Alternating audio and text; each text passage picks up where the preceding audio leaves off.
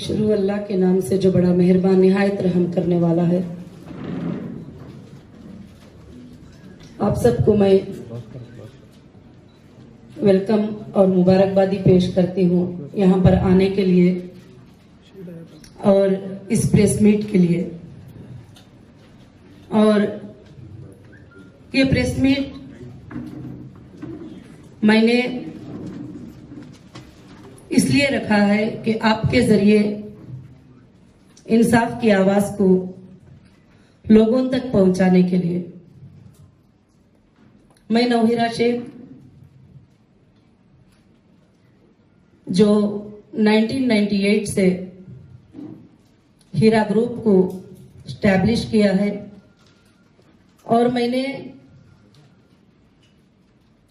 इंसानियत के हुकूक के लिए, खासकर से औरतों के हुकूक के लिए, उनको एजुकेशनल और उनको इकोनॉमिक और बहुत सारे चीजों में ग्रोथ करने के लिए 25 साल तक मैंने मेहनत किया है। और मेहनत करके मैंने उनको इम्प्रूव किया है। नॉट ओनली एजुकेशन, हमारे वुमेन्स में खासकर से घरों में ये तकलीफ होती है कि वो हमेशा ये सोचते हैं, खासकर से मुस्लिम कम्युनिटी के जो औरतें हैं, जो महिलाएं हैं, वो ये सोचते हैं कि हमको कहीं भी कुछ नहीं करना है। तो उनको मैंने एम्पावर किया और उनको मैंने बिजनेस के प्रैक्टिसेस सिखाई और मैंने उनको बिजनेस किस तरह से करना, अपने सेल्फ पे कैसे रहना और किसी के साथ मजबूर नहीं होना, इस बात पर मैंने उनको एम्पावर किया। और मैंने 1998 में हीरा ग्रुप को स्टार्ट किया और उसके बाद कंपनी अननेचुरल नहीं, नेचुरली धीरे धीरे कंपनीज आगे बढ़े और आगे बढ़ने के बाद में कंपनीज इनकॉर्पोरेटर हुए और कंपनीज प्राइवेट लिमिटेड में और लिमिटेड में कन्वर्ट हुए। और इन कंपनीज पर जो बिजनेस चलता था वो एक लीगल प्रोसेस से बिजनेस चल रहा था। और ये कंपनी खासकर से कई औरतों के लिए, इंडिया के लाखों के औरतों के लिए ये कंपनी एक कमाई का जरिया बनी थी और उनको एक जीने का जरिया बनी थी। टेक्सटाइल में, ज्वेलरी में, प्रोडक्ट में, फूड प्रोडक्ट में, सब कुछ। बस ये कंपनी बहुत स्मूथली चल रही थी। 1998 से 2008 तक इस कंपनी का ना कोई कंप्लेंट रहा, ना ये कंपनी पर कोई इल्जाम रहा। ये कंपनी स्मूथली 2018 तक ये कंपनी चलती रही। आज मैं प्रेस के जरिए से, मीडिया के जरिए से जो कुछ बातें हैं वो ये बताना चाहती हूँ। ये बहुत जरूरी है सारे हिंदुस्तान के बिजनेसमैन के लिए भी और सारे हिंदुस्तान के वुमेन्स के लिए भी और सब के लिए भी ये बहुत जरूरत है। उसके बाद में कुछ ब्लैकमेलर, कुछ सताने वाले लोग, कुछ एक्सटॉर्शन करने वाले लोग, उन्होंने इलीगल तरीके से हमसे जो डिमांड करते थे उन डिमांडों को हमने पूरा नहीं किया। तो उसके बाद वो लोग जो है कुछ एक छोटी सी बात, एक जीएसटी का छोटा सा प्रॉब्लम आने की वजह से कुछ दिनों तक कस्टमर को पेमेंट की पॉलिसी चेंज हुई। ना कंपनी ने कभी लॉस डिक्लेयर किया था, ना कंपनी ने कोई शोरूम को बंद किया था, ना कंपनी ने कोई ऑफिस को बंद किया था, ना कंपनी की सीईओ कहीं भागी थी, ना कंपनी कहीं पर गई थी। तो एक फॉल्स एलिगेशन लगाकर एक छोटा सा एफआईआर करते हैं और छोटा सा एफआईआर करके मुझे अरेस्ट कर लेते हैं विदाउट नोटिस। एक नोटिस भी नहीं दिए मुझे, क्या तुम इसको देना है क्या नहीं देना है। तो डायरेक्ट एक एफआईआर पे मुझे दिल्ली आके अरेस्ट करते हैं और अरेस्ट करके अंदर रखते हैं। जब मुझे सेशन कोर्ट बेल देती है तो फिर महाराष्ट्र से एक छोटा एफआईआर करके बुलाते हैं। यहाँ तक के ऑफिशियल जो ईओडब्ल्यू हैं वो ईओडब्ल्यू के गाइडलाइंस को भी फॉलो नहीं हुए। उनके लिमिट्स क्या हैं, कितने पेमेंट पे एफआईआर कर सकते हैं, कितने फ्रॉड पर वो इन्वॉल्व हो सकते हैं, उन्होंने सोचा नहीं। 3 लाख पे, 2 लाख पे, 50,000 पे उन्होंने मुझे एफआईआर किया और टोटल इंडिया 2 साल 5 महीने मुझे जो है जुडिशियल कस्टडी में रखे। और इंडिया के सबसे बड़े क्रिमिनल को भी 14 डेज से ज्यादा पीसी में रखना अलाउ नहीं है। मगर मुझे एक औरत होने के बावजूद भी 8 मंथ मोर देन 8 मंथ्स जो है पुलिस कस्टडी में अंडर प्रेशर रखे। एक ही सीईओ थी, एक ही कंपनी थी, वही क्वेश्चन था, वही बात थी, मगर बार बार 14 दिन कस्टडी में लेना, 7 दिन कस्टडी में लेना। इसका मतलब ये था कि जो एक्सटॉर्शन करने वाले थे, जो इसके पीछे हैं, वो ये चाहते थे कि मैं हमेशा अंदर रह जाऊं और वो मेरे प्रॉपर्टियों पर कब्जा कर ले और प्रॉपर्टियों पर जमा कर ले। मैं ये बात बताना चाहती हूं कि जब ईओडब्ल्यू इकोनॉमिक ऑफेंस अगर इस तरह से करने जाएंगे तो इंडिया की इकोनॉमिक टूट जाएगी। और चाहिए ऑफिशियल को कि वो एक बार चेक करते और फैक्ट को देखते, उसके बाद एक नोटिस देते और पूछते। जब इंसान को अंदर अरेस्ट कर लेते हैं तो फिर उसके बाद वो कोई चीज को भी जो है कुछ नहीं कर सकता। उसके बाद उसके लिए एक बदनामी का ये उठाते हैं, एजेंडा उठाते हैं। उसके बाद हीरा ग्रुप ऑफ कंपनीज के जो लीगल टीम थे तेलंगाना हाईकोर्ट में एक रिट पिटीशन डाले और रिट पिटीशन डालने के बाद तेलंगाना हाईकोर्ट दिसंबर 1923 को जो है एक जजमेंट पास किया कि ये एफआईआर इलीगल है और ये एफआईआर अनकॉन्स्टिट्यूशनल है और इस तरह से कंपनी एक्ट में एफआईआर नहीं कर सकते और इसमें जो है लोकल पुलिस इन्वॉल्व नहीं हो सकती। ये सेंट्रल एजेंसी जो है इसको चेक करेगी। एसएफआईओ को जो है टोटल चीजों को फॉरवर्ड किया। उसके बाद भी मुझे बाहर आने नहीं दिए, दूसरे स्टेट को बुलाए, क्योंकि एक स्टेट में तो हो गया तो दूसरे स्टेट को बुलाओ। और जब कहीं से कहीं नहीं मिलता है तो और एक एजेंसी को दे दो, और एक एजेंसी को दे दो। इस तरह से कंपनी को डैमेज करने की पूरी कोशिश की। आज मैं प्रेस मीट के जरिए मेरे देश के पूरे महिलाओं को और मेरे सारे औरतों को जो एम्पावर हुए हैं, जो मेरे सारे हीरा ग्रुप के मेंबर को मैं ये खबर देना चाहती हूँ कि कंपनी कभी भी भागी नहीं है, ना भागेगी। और कंपनी आज भी उनके पेमेंट्स को देने के लिए रेडी है और तैयार है। और यहाँ तक कि डेटा सेंटर, जबकि पुलिस को उसकी कोई जरूरत नहीं थी, उसको जाके डैमेज किया और उसको उठाकर लेके गए सारे चीजें भी। और यहाँ तक जब मुझे अरेस्ट किया तो 2 दिन में ना कोर्ट का ऑर्डर था, कुछ नहीं, पूरे शोरूम्स पे जाके नोटिस लगा दिए, घरों पे नोटिस लगा दिए और बंद करा दिए। जो company more than 100 crore income tax पे करती है, जो सीईओ अरेस्ट होने से 1 महीने पहले जीएसटी पे करती है, जो कंपनी को चलाने वाली ये सब चीजें अदा करती है, कंप्लीटली जो लीगल फॉर्मेलिटीज है उसको टोटल कंप्लीट करती है। तो अगर इस तरह से 2 लाख का, 25 लाख का, 10 लाख का पेमेंट बोलकर, वो भी लीगल ट्रांजैक्शन जो हुआ उस पेमेंट को लेकर अगर फ्रॉड एलिगेशन लगाकर ऐसा सीईओ को, कंपनी चलाने वालों को अरेस्ट करेंगे तो इंडिया की इकोनॉमी तो टोटल टूट जाएगी। आज मेरे साथ ही नहीं, जब मैं अंदर थी तो काफी लोगों को देखा कि कंपनीज चलाने वालों के साथ, बहुत सारे लोगों के साथ भी ऐसे चीजें होते आते हैं। तो मेरा रिक्वेस्ट यही है, जो लोग कंपनीज के पीछे लगते हैं, जो एक्सटॉर्शन करते हैं, जो डिमांड करते हैं, उनको मौका ना दे। और मैं ये आवाज देना चाहती हूँ कि फाइनेंस मिनिस्टर तक मेरी आवाज पहुंचे कि इनके ऊपर एक स्टेप ले कि बिजनेस को गिराने के लिए, इंडियन इकोनॉमी को तोड़ने के लिए ये चीज जो है बहुत ज्यादा मुश्किल वाली होती है। तो हम सबको आराम से बिजनेस करने दे, जो लीगल बिजनेस करते हैं। तो फिर अल्हम्दुलिल्लाह अल्लाह के फजल से जो है हाईकोर्ट ने ये ऑर्डर दिया। उसके बाद हमने रिट पिटीशन जनवरी 2018 को हमने सुप्रीम कोर्ट में रिट पिटीशन डाला और तमाम पार्टियों को हमने रिस्पोंडेंट बनाया और ईडी को रिस्पोंडेंट बनाया, एसएफआईओ को रिस्पोंडेंट बनाया। जो स्टेट, महाराष्ट्र होम डिपार्टमेंट को, कर्नाटका होम डिपार्टमेंट को, केरला होम डिपार्टमेंट को, आंध्र प्रदेश होम डिपार्टमेंट को रिस्पोंडेंट बनाकर जब रिट पिटीशन हमने डाला तो जजेस को हमारे बिजनेस का मॉडल समझ में आया और जजेस को समझ में आया कि हम क्या बिजनेस करते थे और हम कहीं भी इलीगल वे में काम नहीं करते थे और लीगल वे में करते थे। मैं पहले भी जब अरेस्ट किए थे उस वक्त भी चैलेंज की थी कि मैं कोई गलत काम नहीं की हूँ, ना मैंने कोई स्कैम किया है, ना मैंने कोई फ्रॉड किया है।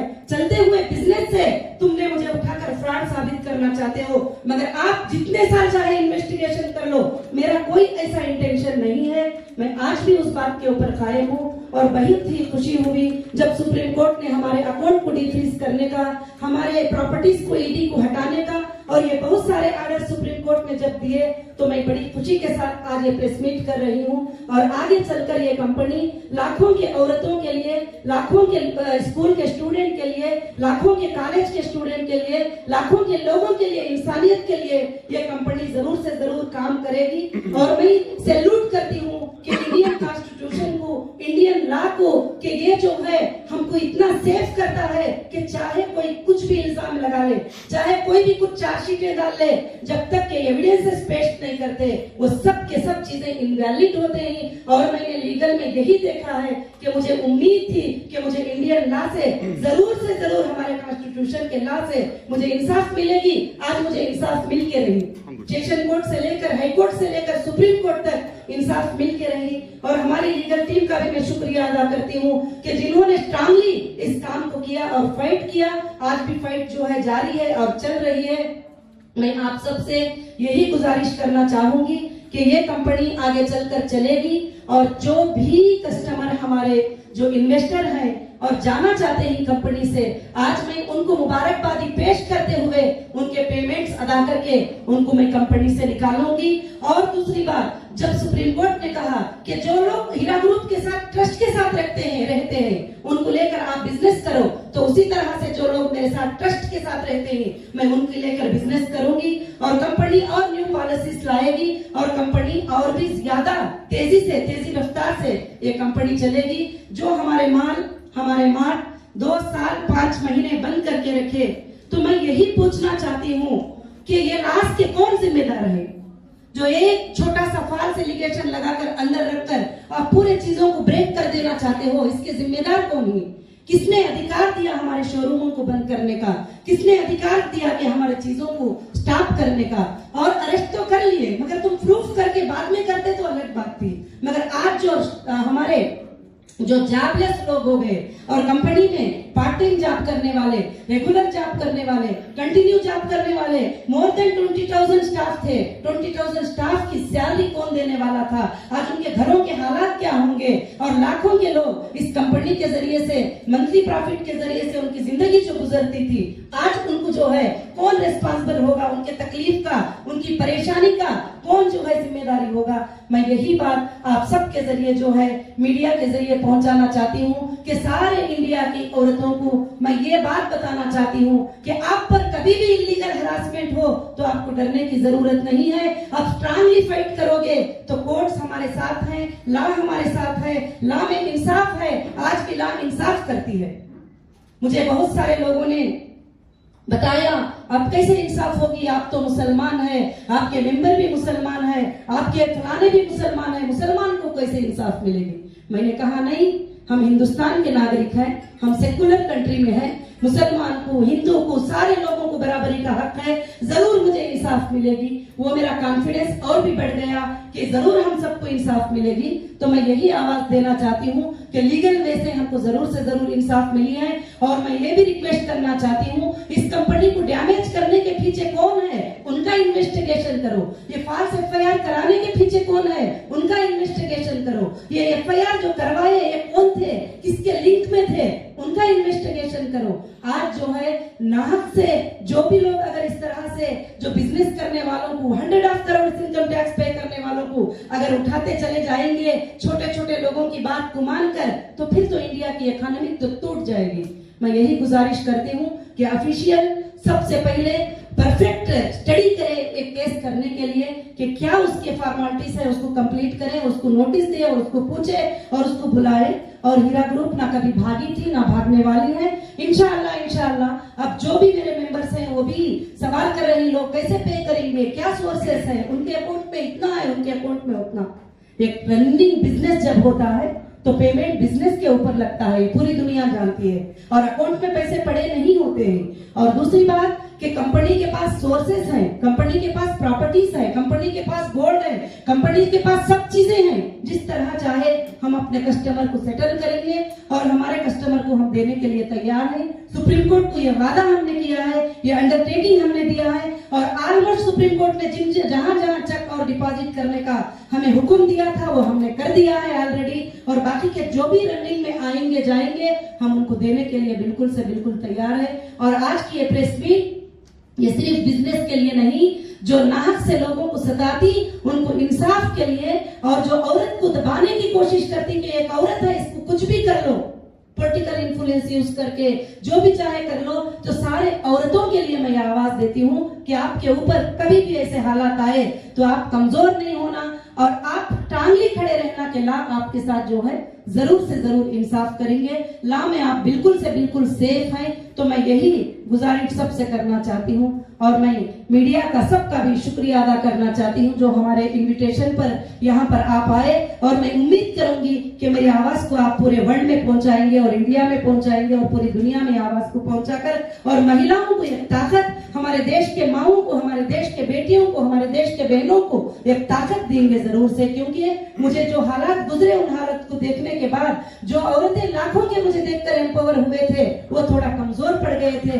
मैं चाहती हूँ कि आपके जरिए उनके अंदर एक ताकत आ जाए और उनके अंदर एक हिम्मत आ जाए। Thank you so much. Madam, ये 2 साल 5 महीने से जो आपकी कंपनी बंद रही तो इसमें कितना नुकसान हुआ? देखिए, 2 साल 5 महीने कंपनी जो बंद रही उसमें कितना नुकसान हुआ वो अभी भी मैंने पूरा टोटल चेक नहीं किया है, और अभी अभी शोरूम्स वगैरह सब खुले हैं। और मगर मुझे ये बात पता चली है जिन लोगों ने मुझे फाल्स एलिगेशन लगा के अंदर रखा वो लोग बगैर इजाजत के डोर्स तोड़कर गए ही, कुछ चीजें लेके गए ही, बहुत सारे चीजों को डैमेज भी किया है। अभी मैं टोटली चेक करके एक रिपोर्ट सुप्रीम कोर्ट को सबमिट करूंगी, सुप्रीम कोर्ट उसका फैसला करेगी। मगर उस नुकसान से हमारे कस्टमर पर, कोई भी इन्वेस्टर पर इफेक्ट नहीं पड़ेगा, ये मैं गारंटी कहती हूँ। बार बार जब हीरा ग्रुप के ताल्लुक से बात होती तो हीरा ग्रुप, प्लीज आप एक एक सवाल करिए, मैं ताकि तुमको आसान से जवाब दे सकूं।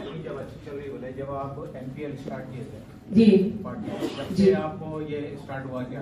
आपको किसके ऊपर जब पॉलिटिकल प्रेशर? देखिए, ये MVP जो ऑल इंडिया महिला एम्पावरमेंट पार्टी स्टार्ट की थी वो इसलिए स्टार्ट की थी कि अभी भी हाल में आप देखें कि एक लड़की आयशा का ये हुआ और उसने सुसाइड किया। उसको सपोर्ट नहीं मिलता था माँ बाप के तरफ से भी, उधर हस्बैंड के तरफ से भी, सब। मैंने ऐसे लाखों के औरतों की मदद की। तो मैंने औरतों की सपोर्ट के लिए प्लेटफॉर्म को कायम किया।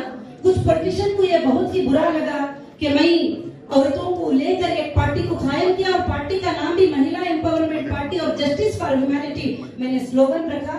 और मैं उस वादे पर, उस चीज के ऊपर जो है मैं खड़ी रहूंगी और मैं महिलाओं के लिए, जस्टिस के लिए पूरी जिंदगी फाइट करूंगी। जी, तिरुपति में यूनिवर्सिटी नहीं, तिरुपति में हमारी कॉलेज और जो लड़कियों की है वो ऑलरेडी बहुत सालों से कंप्लीट है। 1000 से ज्यादा गर्ल्स जो है वहाँ पर तालीम हासिल कर रहे हैं। अभी कोविड-19 के सिचुएशन से वहाँ अभी भी तालीम जारी है, बच्चियों की ऑनलाइन पर पढ़ाई चल रही है, और 400 से ज्यादा टीचर्स वहाँ पर बच्चियों को पढ़ाते हैं। और लड़कियों को वहाँ पर मैंने, उन लड़कियों को जो पूर फैमिलीज के होते हैं, जो कभी भी पढ़ाना नहीं चाहते, उन लड़कियों को मैंने एम्पावर किया है। और वो वहाँ पर भी 1998 से शुरुआत है और इंशाल्लाह वो चलता रहेगा। अभी कितने इन्वेस्टर्स को पैसे रिटर्न करना है? जी, आपके पास अभी कितना पैसा आपके अकाउंट में है? जी देखिए, मैं एक बात तो बता सकती हूँ कि कितने क्या है वो मैं डेटा चेक करने के बाद बता सकूंगी, क्योंकि डेटा को मेरे CCS ने फ्रीज करके रखा है। जैसे डेटा देंगे तो मैं ही सर्च कर सकती हूँ। दूसरा, मैं इस बात की गारंटी दे सकती हूँ कि अकाउंट में कितना पैसा है, कितना नहीं है, वो इश्यू नहीं है। कंपनी के पास इतने सोर्सेस हैं कि जो इन्वेस्टर है मैं उनको टोटल कंप्लीटली अमाउंट देकर उनको ये कर सकती हूँ। देखिए जी, देखिए असेट्स तो देखेंगे तो मोर देन तेलंगाना में 5000 करोड़ से ज्यादा हमारे असेट्स हैं, और जो कस्टमर को देना है वो बहुत ना देने के बराबर है, और इंशाल्लाह मैं वो देकर भी रहूंगी। भले वो असेट्स हम खरीदे थे तो उस वक्त 1 रुपया था, मगर आज उसके वैल्यूज जो है बहुत बढ़ चुके हैं, और वो वैल्यूज को हम इंशाल्लाह ये करेंगे। और दूसरी बात, जो भी मार्ट्स बने हैं वो हमारे ओन है, जो भी ऑफिसेस हैं वो हमारे ओन है, कहीं भी हमारी रेंटल लीज ऑफिसेस नहीं है। उसमें मेरे कस्टमर को मैं सेटिस्फाई कर सकती हूँ और उनको पूरा पेमेंट्स में अदा कर सकती हूँ। अभी तो पूरे आपकी प्रॉपर्टीज जब्त कर दिए, तो अभी आप बेचना चाहे तो भी नहीं कर सकते? जी, जब्त कर लिए, और काफी प्रॉपर्टीज को सुप्रीम कोर्ट ने रिलीज कर दिया है, और बाकी का और भी एक फाइनल आर्ग्यूमेंट इंशाल्लाह होगा और मुझे इंसाफ मिलेगी। मुझे ये मालूम है क्यों कि जब हम देना नहीं चाहेंगे तो जब दूसरों को बेचने की इजाजत मिलती है, जब हम खुद देना चाहते हैं, देने वालों का पेमेंट कितना है वो सुप्रीम कोर्ट के नजर में है। हमने सुप्रीम कोर्ट को टोटल बातें सबमिट किया है, तो इंशाल्लाह हमें उम्मीद है कि टोटली हमें रिलीफ मिल जाएगा। मैडम, ये 5000 करोड़ जो है ओनली तेलंगाना है आपके एसेट्स? हाँ जी, ओनली तेलंगाना जी। अक्रॉस द कंट्री कितने रहेंगे मैडम? अक्रॉस द कंट्री बहुत सारे रहेंगे, मैं अभी टोटली चेक करके नहीं बता सकता। अब्रॉड में क्या रहेंगे? अब्रॉड इन्वेस्टमेंट्स नहीं, अब्राड का कुछ भी इधर नहीं है। आप ईडब्ल्यू के ऊपर लेके उनके पास कोई सबूत नहीं मिला जी। और कोर्ट के ऑर्डर के बाद एफआईआर होते गए, जी। तो क्या इसका इल्जाम आप यहाँ पर तेलंगाना से महमूद अली को देते हैं और नेशनल में हमारी यूनियन गवर्नमेंट अमित शाह इसके पीछे है और ईडब्ल्यू के पीछे क्या निर्मला सीतारमण आपके पीछे लगे? कौन लगे आपके पीछे? जी देखिए, मैं ये बात तो मैं ये नहीं कह सकती कि कौन मेरे पीछे लगे हैं।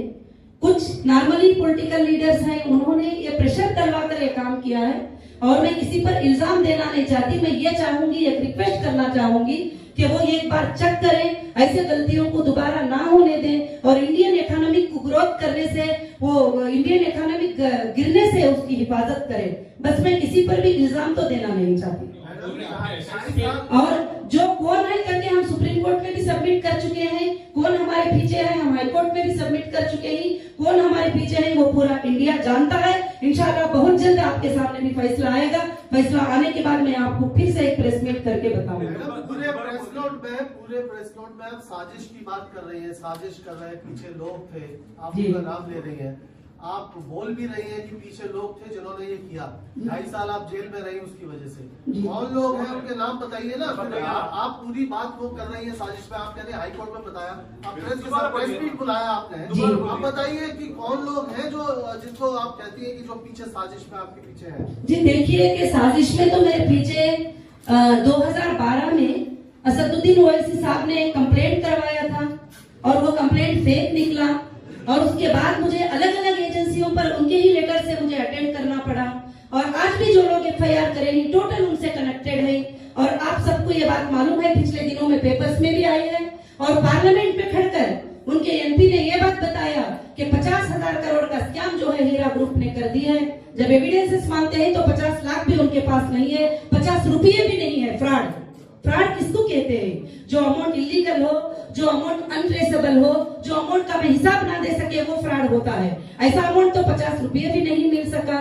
और मैं इससे ज्यादा आपको कुछ बताना नहीं चाहती कि और सारे कोर्टों को ये बात पता है, जो बेसिक सेशन कोर्ट से लेकर हाई कोर्ट से लेकर सुप्रीम कोर्ट में भी हमने रिट पिटीशन में सारी चीजें जो है दाखिल किया है कि हमारे पीछे कौन है और हम गलत किसी पर इल्जाम लगाना नहीं चाहते। लीगल तरीके से जो हमारे सामने आकर हमको डैमेज करेगी और हमने कोर्ट को उनको लीगल तरीके से सबमिट किया। जब आपने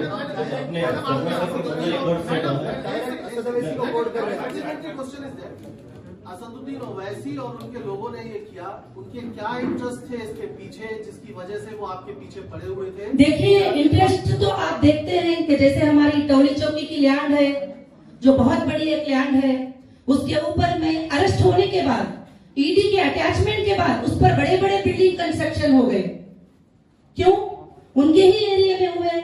बाकी मेरे प्रॉपर्टीज बंजारा हिल में है, बाकी मेरे हाफिजेस बंजारा हिल्स में है, बाकी मेरे प्रॉपर्टीज कुकटपल्ली में है, बाकी मेरे प्रॉपर्टीज हर जगह ही। वहां पर कोई हिम्मत नहीं कर सके डोर के तरफ नजर भी उठाने की, मगर उनके एरिया में जो है वहां पर मेरे घरों में घुसे और जैसे एचएस रेसिडेंसी है और बहुत सारे जगह पर वहां पर मेरे चीजों पर जुल्म के साथ जो है उस पर प्रॉपर्टीज पर कंस्ट्रक्शन किया गया, बहुत सारे जुल्म हुए।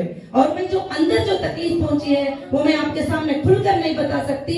जो उतनी तकलीफ मुझे 2012 से लेकर 2018 तक जो दिए और 2018 से 2021 तक जो तकलीफ को मैं फेस की हूँ वो सिर्फ मेरा अल्लाह जानता है और मैं जानती हूँ। और आप समझ सकते हैं कि एक औरत पर इतना बड़ा प्रेशर होगा तो उसके लिए कैसी तकलीफ होगी। मैडम आपका कहना है कि इसके पीछे असद साहब जी केरला में है, मुझे देखो उनके पीछे मैंने कभी नहीं सोचा था कि वो मेरे पीछे होंगे, मगर उनके लीगल एफआईआर, उनका साइन, उनके डॉक्यूमेंट्स, उनके परफेक्ट चीजें देख करके जैसे एफआईआर में कहते हैं इनको चेक करो, ये कंपनी ऐसी है, ये फ्रॉड है, फलाना है, फलाना है।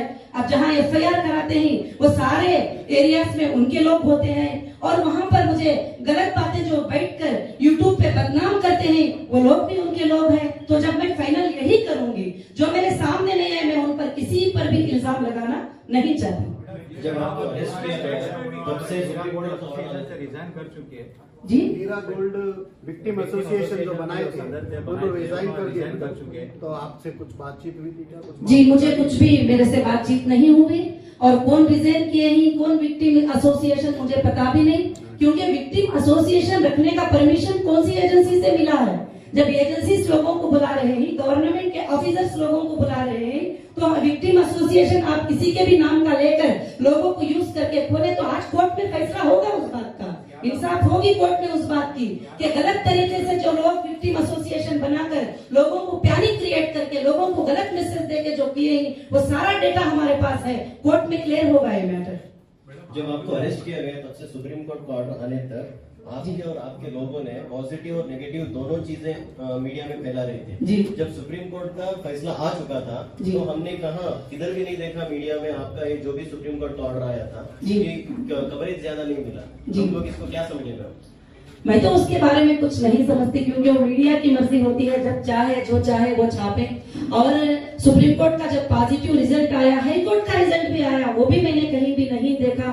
और इंशाअल्लाह मैं उम्मीद करती हूँ कि आगे जाकर ये सब अच्छे रिजल्ट हम देखेंगे। और दूसरी बात, जो गिन चुनकर जो 29 लोग थे जो FIR किए हुए थे टोटल कंट्री के अंदर, और इल्जाम लगाया जा रहा था 1,72,000 इन्वेस्टर, 5,600 करोड़, ये कहां से फिगर लिया? मेरे इनकम टैक्स की IT रिटर्न फाइल से 2-3 इयर्स का फिगर लेकर उन्होंने स्कैम बना दिया, जो इनकम टैक्स में लीगल सबमिट किया हुआ है मैंने टोटल चीजें, उसको फिगर को जो है स्कैम बताकर हर पेपर में, मैं हर अखबार में ये बात देख रही थी। मैं चाहती हूँ कि फैक्ट को एक बार चेक करें, सच्चाई को एक बार चेक करें, क्योंकि ये ऐसा नहीं था जो बता रहे थे और फैक्ट को हाइड करना चाहते थे, सच्चाई को छुपाना चाहते थे। मगर ऊपर वाले का एहसान हुआ कि मुझे वापस मौका दिया कि मैं सच्चाई को आपके सामने बयान करूं।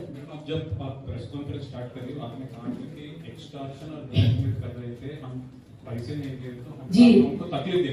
देखिए पिछले दिनों में काफी हमें ट्रेनिंग कार्ड्स आए थे। मेरे आपकी बात में जी जब आप नहीं, मैं आने के बाद में मैं किसी का कॉल भी रिसीव नहीं किया, मैंने किसी से जी आप जी। अरेस्ट होने के पहले जी आप प्रेस कॉन्फ्रेंस अभी स्टार्ट किए थे, आपने कहा था कि आपको बहुत सारे ब्लैकमेलिंग एक्सटॉर्शनिस्ट जी बहुत सारे डिमांड कर रहे थे, कौन थे वो? जो FIR कराए थे वही थे, जो 2012 से मुझे सता रहे थे उनकी ही ईमेल्स थे। और जो है जो भी ग्रुप था वो ओवैसी साहब के तरफ से ही वो ग्रुप था जो मुझे सता रहा था, और हमेशा ट्रेडिंग कार्ड्स करते थे, हमें बिजनेस करने नहीं देते थे। हमारे शोरूमों में जाने के वक्त में वहां पर कुछ इस तरीके के लोग आके खड़े हो जाते थे जो हमेशा परेशान करते थे हमारे लेडीज को, हमारे स्टाफ को। हमने कंप्लेंट भी किया बंजारा हिल पुलिस स्टेशन में, हमने कंप्लेंट भी किया हिमायत नगर पुलिस स्टेशन में, हमने कंप्लेंट किया, मगर वो कंप्लेंट पे कोई भी असर नहीं होता। 10 डेज में उनको क्लियर शीट मिल जाती है, ना इन्वेस्टिगेशन होता, ना उनको अरेस्ट किया जाता। तो फिर हमने छोड़ दिए और कोर्ट को जो है परफेक्टली कोर्ट में जो है वो चीज को ये करना शुरू किए। और जो जो हमें आए हैं वो ऑडियो के साथ और हम लोग प्रूफ के साथ, कॉलिंग रिकॉर्डिंग के साथ हमने कोर्ट्स में सबमिट किया है। कितना पैसे पूछे थे मैडम? कितना पैसे पूछे? ब्लैकमेल कर रहे थे, एक्सटॉर्शन की बात कर रहे हैं, कितने पैसे पूछे? देखिए कितने पैसे करके बोले नहीं, कभी 20 करोड़ डिमांड किए, कभी 50 करोड़ भी डिमांड किए, कभी बोले ये लैंड हमारे को दे दो, और कभी बोले ये मीटिंग कर लो। बहुत सारी चीजें हैं जो मैंने सबमिट किया है कोर्ट में total. How it all started with Asaduddin Owaisi? आपका रेट कैसा चालू हुआ and what exactly is the problem? मुझे नहीं पता कि वो कैसे स्टार्ट हुआ, एकदम अचानक 2012 में मुझे CCS ने बुलाया और कहा कि ओवैसी साहब ने डायरेक्टली आपके ऊपर FIR किया है, कोई और नहीं, डायरेक्टली FIR किया है। तो मैंने कहा कि वो तो हमारे इन्वेस्टर नहीं है और उनको मैं कुछ देना लेना भी नहीं है और उनका कुछ भी नहीं है, तो क्यों FIR किया है मुझे तो नहीं पता। उसके बाद उन्होंने एक इन्वेस्टिगेशन किया और करने के बाद क्लियर शीट जो है उन्होंने कोर्ट को सबमिट किया CCS ने। मैंने बोला कर लो इन्वेस्टिगेशन, मुझे कुछ भी बात नहीं है। तो उस वक्त में मुझे एंटीसिपेटरी बेल लेना पड़ा और मैंने एंटीसिपेटरी बेल सेशन कोर्ट से ली। और जब से जो है आज तक भी ये मसला कहीं ना कहीं उठता आता है, मगर मैं कभी भी गलत कमिटमेंट करने वाले नहीं हूँ और कभी भी सेटलमेंटों के लिए कबूल करने वाली नहीं हूँ। मैं इंशाल्लाह लीगल फाइट करने वाली हूँ, मैं लीगल फाइट करके कोर्ट से मैं इंसाफ लेके रहूँगी। Madam, are you going to Kukatpalli police station every Monday?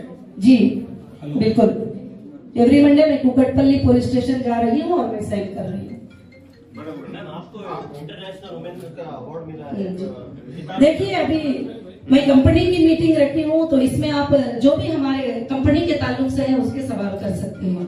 Madam जो ग्रुप है अभी मैंने क्लियर कर दिया है मैटर भी, आपके ज्यादा क्वेश्चन करने से मगर जो है आप उसमें पूछ सकते हैं। कौन होगा ग्रुप में, वो किसी का आप पर्टिकुलर नाम बोलेंगे कि 20 करोड़ किसने? जी देखिए, मैं नाम वगैरह सब पर्टिकुलर नहीं बात कर सकती हूँ। अभी जो है आप कोर्ट में उसका एक प्रिंट आउट लेंगे तो मैं कोर्ट में सारी चीजें सबमिट की हूँ। Excuse me, ma'am.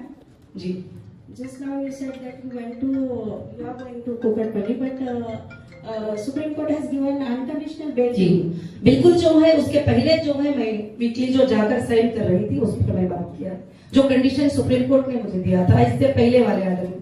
अभी इस बार के ऑर्डर का मैं नहीं कर रही हूँ बात। आपने जो बताया कि ये एक्सटॉर्शन के कॉल और ये सारी चीजें आई और ओवैसी और उनके ने किया आपको, इसके पीछे क्या एक्सटॉर्शन ही ओनली मोटिव है या कोई पॉलिटिकल मोटिव भी था? पॉलिटिकल मोटिव भी है, क्योंकि उनको कभी कभी ऐसा वो इनसिक्योर फील करते हैं कि एक मुस्लिम महिला इतने आगे कैसे बढ़ सकती है, एक मुस्लिम महिला बिजनेस में इतना आगे कैसे जा सकती है, एक बुर्का पहनकर एक औरत ऐसे कैसे आगे बढ़ सकती है, जबकि कुछ लोगों की सोच ऐसी है कि औरत आगे नहीं आ सकती, औरत स्टेज पे नहीं आ सकती, औरत अपना काम नहीं कर सकती, सिर्फ मर्द ही काम कर सकते हैं। तो ऐसे लोगों को तकलीफ हुई, मगर आज भी देश में मेरे काफी भाइयां मेरे साथ हैं जो एक बहन की इज्जत करने वाले, एक माँ की इज्जत करने वाले, एक बेटी की इज्जत करने वाले, उन भाइयों के सपोर्ट से, उन बहनों के सपोर्ट से मैं काफी आगे अल्हम्दुलिल्लाह बढ़ सकती हूँ। कॉन्स्टिट्यूएंसी से भी आप कुछ प्लान कर रही थी क्या? Madam, will you revive your party, political party? जी पॉलिटिकल पार्टी रिवाइव करेंगे आप?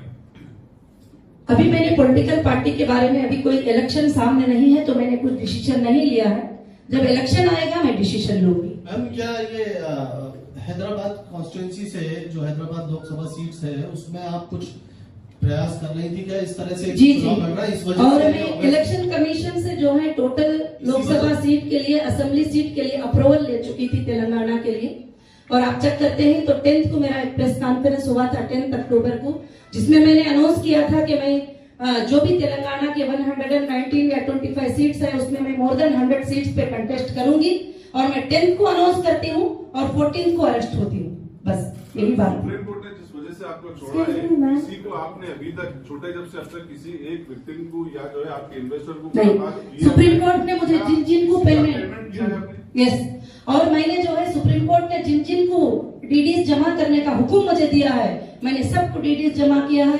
सुप्रीम कोर्ट ने जो एजेंसियों को डीडीज डिपॉजिट करने का कहा है, मैंने डीडीज डिपॉजिट किया है। और सुप्रीम कोर्ट ने जो कंडीशन दिया था मैंने 100% कंप्लीट करके फिर सुप्रीम कोर्ट के सामने पेश हुई थी। कितने विक्टिम्स को जो है पैसा दिया है आपने? कितने करके नहीं, जो कोर्ट में जो एफआईआर था, जो अमाउंट था, उस अमाउंट को हमने टोटली डीडीज जमा किए हैं। 29 एफआईआर पे क्या अमाउंट था वो हमने जमा किए हैं। अभी आपको कुछ सिक्योरिटी थ्रेट है क्या? देखिए, मैं सिक्योरिटी थ्रेट के बारे में तो नहीं बता सकती, मगर हालात जो है वो सब आप समझ सकते हैं अच्छे तरीके से। और ऐसा थ्रेट भी है तो कोर्ट है, कोर्ट को हम अप्रोच हो जाए। टोटल 29 एफआईआर इंडिया के अंदर थे, केरला, महाराष्ट्र और तिरुपति आंध्र प्रदेश और तेलंगाना और जो है कर्नाटका, इतने जगह पर टोटल 29 एफआईआर थे। अगर वो 29 लोगों की प्रोफाइल चेक कर लेंगे वो कौन है तो बिल्कुल मैटर एकदम क्लियर समझ में आ जाएगा। कोर्ट्स को ये समझ में आ चुका। प्रेस में कि हीरा ग्रुप के बारे में है, तो हीरा ग्रुप के बारे में आप थोड़ा ज्यादा बताएंगे तो अच्छा रहेगा इन्वेस्टर्स के लिए। जी आप जी यस मैम, प्रेस मीट आप हीरा ग्रुप के बारे में जो है अभी हमारे बस मैं हीरा ग्रुप के बारे में तो पहले मैंने आप पूरी प्रेस मीट वही किया है और मैं अभी भी ये मेरे लोगों को यही मैसेज देना चाहूंगी कि हीरा ग्रुप मोर देन 100 टाइम जो है ज्यादा आगे बढ़ेगी और मुझे वो कॉन्फिडेंस है। और हीरा ग्रुप ने कभी कोई ना गलत किया है, ना स्कैम किया है, ना किसी को इसमें नुकसान होगा। और जरूर हीरा ग्रुप के जो लोग हैं उनके लिए जो है फायदा ही फायदा रहेगा। और आइंदा हीरा ग्रुप के जो मार्ट्स वगैरह ही रमजान से पहले इंशाल्लाह खुल जाएंगे। मैं यही उनको खुशखबरी देना चाहती हूँ। इंडिया के अलावा दूसरे कंट्रीज में भी आप कंपनी बिजनेस करी है आपकी? जी। पाकिस्तान में भी आपने बिजनेस किया है? नहीं। फिर पाकिस्तान के एक मौलाना आपके फेवर में बात करेंगे? जी, मुझे नहीं मालूम कौन फेवर में बात करे कौन नहीं। पूरे वर्ल्ड में जब यूट्यूब में वीडियो जाता है तो पूरे वर्ल्ड में जाता है, कौन वर्ल्ड से कहां से क्यों बात करती वो मुझे नहीं पता। बस जी पैसे कब वापस देना चालू करेंगे? अभी हमारा डेटा सेंटर जब स्टार्ट हो जाएगा, सीसीएस को 2 वीक्स का टाइम सुप्रीम कोर्ट ने दिया है, 1 वीक इज कंप्लीटेड और अदर 1 वीक्स उनके पास टाइम है। उस वक्त तक मेरा डेटा सेंटर ऑन हो जाएगा, मुझे लोगों को आईपीजी नंबर मिलेंगे, प्रॉपर उनका डेटा चेक करके मैं उनको पेमेंट देना स्टार्ट कर दूंगी। Ma'am, if all your investors want their money to be returned, how much time do you need to pay back all your investors? वो मेरे इन्वेस्टर पर और मेरे पर डिपेंड होगा। जब मैं उनको बिठाकर बात करूंगी, कोई मुझे साल का टाइम दे सकता है, कोई महीने का दे सकता है, कोई 1 दिन का, तो वो उस पर डिपेंड होगा। मैं क्लैरिफिकेशन नहीं दे सकती। नहीं, अगर कोई टाइम नहीं दिया सबको, कि आपका जो पेमेंट देना है वो बहुत कम है जी। और आपके एसेट्स बहुत ज्यादा है जी। तो फिर आप क्यों टाइम लेना चाह रहे हैं? आपके मैं टाइम क्यों लूंगी? आपको आप पूछ रहे हैं, मुझे टाइम लेने की जरूरत नहीं, ना मेरे कस्टमर मुझे डिमांड करेंगे, क्योंकि जो 20 साल से 1 मिनट प्लीज, जो 20 साल से 25 साल से मेरे साथ ही, उन्होंने 1 रुपये का 10 रुपये कंपनी से फायदा उठा चुके हैं। ऐसे लोग मेरे सामने आकर नजर भी नहीं मिलाएंगे कि मैंने उनको चीट किया है। और हीरा ग्रुप का एक भी मेंबर मेरे सामने नजर मिला के बोल नहीं सकता कि मैंने उनको चीट किया है, कभी ये नहीं बोल सकते, क्योंकि प्रॉपरली एक अग्रीमेंट के साथ वो इन्वॉल्व हुए ही और उसमें उन्होंने साइन किया है कि प्रॉफिट और लॉस में भी हम हिस्सेदार हैं। ऐसा नहीं कि मैंने कहीं उनको बहकाया है, जैसे लिखा था 30% ज्यादा दूंगी, 40%, ऐसा नहीं। अग्रीमेंट आप एक बार पढ़ लीजिए कि अग्रीमेंट में है कि प्रॉफिट और लॉस में भी वो हिस्सेदार है। तो कंपनी का टाइमिंग भी डिले होगा, तो समझदार इन्वेस्टर भी है कि वो समझ सकते हैं। इंशाल्लाह मैं उनको क्लियर कर सकती हूँ। मैडम, आप जो ये कंपनी बंद रख के जो लास्ट बताएंगे तो उनको भी इसमें शामिल करेंगे? देखिए, मैं एक्सट्रॉशन के बारे में बहुत सारी चीजें आपको क्लियर कर चुकी हूँ। अभी कुछ कंपनी की बात है तो 1-2-3 सवाल करके आप कुछ कमेंट्स करने वाले हैं उनके ऊपर जो एक्सप्रेशन कंप्लेंट ऑलरेडी कर दिया है सुप्रीम कोर्ट में, हाई कोर्ट में, सेशन कोर्ट में। कंप्लेंट करने का कुछ बाकी नहीं है, हम सब कुछ कर दिया है जो करना है। टोली चौकी जो प्रॉपर्टी के ऊपर कब्जा करेगा जी, वो कौन? टोली चौकी में आप जो प्रॉपर्टी कब्जा हो गया, देखिए अभी तक मुझे जो आरोप ब्रांड्स के जो चोरियों का इल्जाम लगा रहे हैं आप, क्या उसके ताल्लुक से हीरा गोल्ड की तरफ से कुछ एफआईआर हुए? देखिए, हीरा ग्रुप की तरफ से अब एफआईआर क्यों होंगे? हीरा ग्रुप जो भी रिटर्न सबमिट करना है रिपोर्ट, वो सुप्रीम कोर्ट को करेगी। अब सुप्रीम कोर्ट स्टेप लेगी उसके बारे में। उसके लिए अलग अलग से अब जाकर कंट्रीज में अलग अलग जगह पर करने की जरूरत नहीं है। अब हमारा टोटल मैटर सुप्रीम कोर्ट में है, तो हम हर रिपोर्ट सुप्रीम कोर्ट को देते रहेंगे। मैडम, टोली चौकी लैंड के बारे में कुछ बोल सकते हैं आप? जमीन आपका है जी, बनाने वाले कोई और है, तो आप देखिए मुझे वही हैरान हुआ, मैंने जब गाड़ी लेकर गई थी 2 दिन पहले, 3 दिन पहले, ये चीज को देखकर मुझे इतना हैरान हुआ कि जब बना बगैर परमिशन के कोई एक छोटा सा घर बनाता है तो उसको आके ऑफिसर तोड़ के फोड़ के जो है गली में डाल देते हैं। मगर जब हमारी लैंडों पर 774 के बिल्डिंग बन जाते हैं तो वहां पर कोई क्या नजर नहीं मारा, क्या वहीं पर चलकर नहीं देखा? तो साफ नजर आता है कि इसके पीछे किसका हैंड है, कौन है ये सब कराने वाले। तो ये बिल्कुल से साफ बात है। वैल्यू ऑफ द लैंड, कितने एकड़ के land, value of the land है, हाउ मच? नहीं, वैल्यू तो अभी मैं नहीं बता सकती उसकी, कि बहुत कीमत है। जो हम खरीदे थे तो कम थी, अभी बहुत ज्यादा कीमत की लैंड है वो। More than 1 lakh square yard से ज्यादा जमीन है वहां पर जी। और ये बात भी मैं आपको बताऊं, आप शॉक हो जाएंगे कि ईडी ने उसको अटैचमेंट किया है। ईडी ने किसके नाम से है, किस कंपनी के नाम से है, ईडी के फाइल में मेंशन है। जब ईडी अपने हाथ में लेने के बाद बिल्डिंग बना सकते हैं तो सोचिए, मुझे अंदर डालने के बाद ये सब आ गए अटैचमेंट, तो फिर मेरी प्रॉपर्टी की हिफाजत क्यों नहीं हुई? और ऑफिसर्स के गवर्नमेंट के अटैचमेंट के बाद बनाना, तो ये तो कितनी बड़ी हिम्मत की बात है। और यही मैं शॉक हो गई वहां जाकर देखकर कि जब तक के कोई अटैचमेंट्स नहीं थे, हमारी प्रॉपर्टी पर कोई भी नजर भी नहीं डाल सकते थे। मुझे जेल में रखकर और मुझे अंदर रखकर जो है हमारे प्रॉपर्टियों पर बना रहे थे, वो भी ईडी के अटैचमेंट के बाद। ईडी जिस दिन अटैचमेंट की है, टोटली प्रॉपर्टी हीरा रिटेल हैदराबाद प्राइवेट लिमिटेड के नाम से, हीरा गोल्ड एक्सिम लिमिटेड के नाम से वो प्रॉपर्टीज हैं और उसके ऊपर बनाया जा रहा है कंस्ट्रक्शन, तो ईडी के अटैचमेंट के बाद बनाया जाता है। आप सोचिए। तो आपका कहना है कि ऑफिसर्स और जो पॉलिटिशियन के ऊपर आप देखिए, कहीं ना कहीं जो है, कहीं ना कहीं ऑफिसर्स को या ऑफिशियल्स को या तो प्रेशर्स होगा या नहीं तो ऐसा पॉसिबल नहीं है बिल्कुल, क्योंकि कोई अटैचमेंट के बाद बिल्डिंग बना ले और वो देखकर बिल्कुल खामोश रह जाए। तो आपका कहना है कि नेक्सस है? बिल्कुल, हमने सबमिट कर दिया है, ये भी रिपोर्ट हमने सबमिट किया है, टोटली एवरीथिंग हमने कोर्ट को सबमिट किया है। अब कोर्ट इंसाफ करेगी हमारे लिए। आपको अभी आपकी प्रॉपर्टीज बेचने के लिए हक है या? देखिए, बेचने के लिए हक तो हमने अभी मांगा नहीं है, क्योंकि मुझे इतनी जरूरत नहीं है। बेचने के लिए मैंने हक नहीं मांगा है, मैं हक के लिए फाइट कर रही हूँ और काफी हद तक हमारे प्रॉपर्टीज पे कामयाबी मिल चुकी है और काफी हद तक मिलना बाकी है, वो भी इंशाल्लाह आगे मिल जाएगी। Thank you so much.